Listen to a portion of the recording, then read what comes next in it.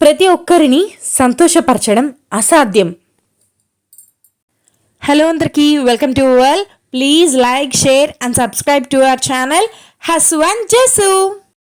ఒక ఊరిలో ఒక తాత మనవడు ఉండేవాళ్ళు. వాళ్ళు వ్యాపారం పూర్తి చేసుకుని వాళ్ళ గాడిదతో సహా పట్నం నుంచి తిరిగి వస్తున్నారు. అలా వెళ్తుండగా ఒక పెద్ద ఆయన కనిపించి, ఒరేయ్ మీకేమైనా పిచ్చా, గాడిద ఉండంగా నడిచిపోతున్నారే, దాని మీద ఎక్కిపోవచ్చుగా అని అడిగాడు. ఆ పెద్దయిన మాటలు విన్న తాత నిజమే కదా అనుకుని మనవణ్ణి గాడిద మీద కూర్చోపెట్టి కథలు చెప్పుకుంటూ అలా ముందుకు సాగారు. అలా కొంత దూరం సాగాక ఒక ముసలాయన ఎదురొచ్చి, చిన్నపిల్లాడివి నువ్వెక్కావే గాడిద మీద, ముసలివాడు మీ తాతను కూర్చోపెట్టచ్చుగా అన్నాడు. అది విన్న మనవడు, అయ్యో నిజమే కదా, మా తాత నడవలేడు కదా అని, నువ్వెక్కు తాత నేను నడుస్తాలే అని తాతని గాడిదెక్కించాడు. అలా గాడిద మీద తాత మనవడిని నడుస్తూ కథలు చెప్పుకుంటూ కబుర్లు చెప్పుకుంటూ నడుస్తూ కొంత దూరం ముందుకు సాగారు.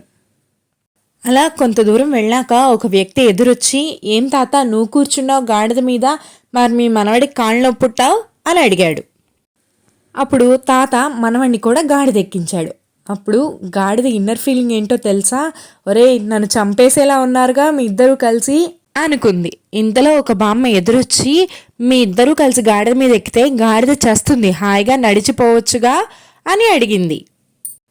తాత మనవడికి ఏం చేయాలో తెలియక ముందులాగానే మళ్ళీ గాడిదని నడిపించుకుంటూ వాళ్ళు నడుచుకుంటూ ముందుకు సాగారు. కథ సారాంశం ఏంటంటే, మనం ఏం చేసినా మనల్ని వేలెత్తి చూపేవాళ్ళు, మనల్ని ప్రశ్నించేవాళ్ళు మనకు ఎదురవుతూనే ఉంటారు.